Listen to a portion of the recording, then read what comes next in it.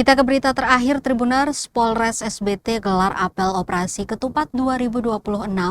161.000 personel gabungan disiagakan amankan mudik. Kepolisian Resor Seram Bagian Timur atau SBT menggelar apel gelar pasukan operasi kepolisian terpusat atau Ketupat 2026 dalam rangka pengamanan arus mudik dan perayaan Hari Raya Idul Fitri 1447 Hijriah.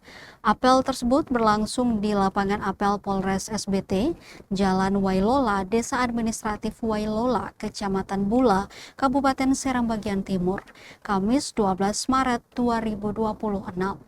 Apel dipimpin Kapolres SBT AKBP Al-Hajat dan dihadiri Wakil Bupati SBT M. Miftatoha R. Watimena. Dalam amanatnya, Kapolres menyampaikan bahwa apel gelar pasukan merupakan bentuk pengecekan kesiapan personel serta sarana dan prasarana dalam menghadapi pengamanan arus mudik dan perayaan Idul Fitri.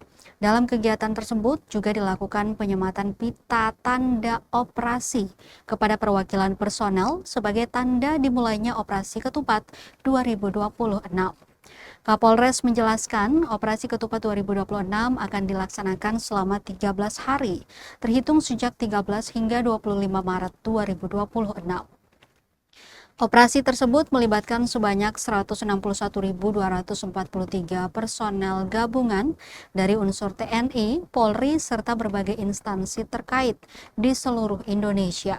Secara nasional, Polri juga menyiapkan sebanyak 2.746 pos pengamanan yang terdiri dari 1.624 pos pengamanan, 779 pos pelayanan, serta 343 pos terpadu. Pos-pos tersebut akan difungsikan sebagai pusat informasi dan pelayanan bagi masyarakat selama masa mudik Lebaran. Selain itu, pengamanan juga difokuskan pada 185.607 objek vital yang menjadi pusat aktivitas masyarakat selama perayaan Idul Fitri. Apel gelar pasukan di Polres SBT berlangsung hingga pukul 5 sore dalam situasi aman dan kondusif.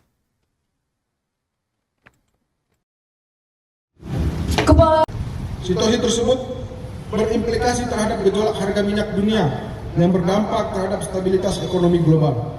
Apabila situasi ini tidak membaik, maka akan berpotensi melemahkan nilai tukar rupiah.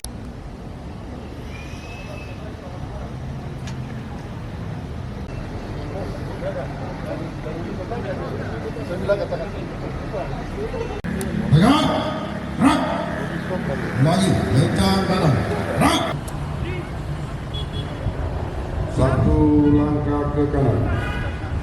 Jalan. Seluruhnya. Ya. Rak.